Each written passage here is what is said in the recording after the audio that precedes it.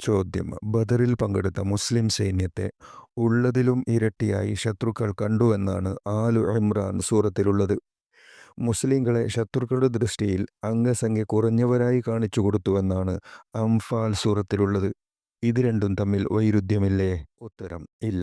ഇത് രണ്ടും രണ്ട് സമയത്ത് നടന്ന സംഭവങ്ങളാണ്. സൈന്യങ്ങൾ തമ്മിൽ കാണാനിടയായ ആദ്യ വേളയിൽ മുശ്രിക്കുകൾക്ക് അനുഭവപ്പെട്ട കാര്യമാണ് സൂറത്ത് അംഫാലിൽ പറഞ്ഞത്. മുസ്ലിങ്ങളുടെ അംഗസംഖ്യ കുറവായാണ് അപ്പോൾ കാണിക്കപ്പെട്ടത്.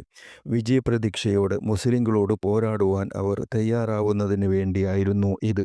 പോരാട്ടത്തിന് മുതിർന്നപ്പോൾ ബഹുദൈവ വിശ്വാസികളിൽ ഭീതിയും അമ്പരപ്പും സൃഷ്ടിക്കുന്നതിനായി മുസ്ലിം സൈന്യം ഉള്ളതിലും ഇരട്ടിയോ അല്ലെങ്കിൽ ബഹുദൈവ വിശ്വാസികളുടെ അംഗസംഖ്യയേക്കാൾ ഇരട്ടിയോ അവരുടെ ദൃഷ്ടിയിൽ കാണിക്കപ്പെട്ടു.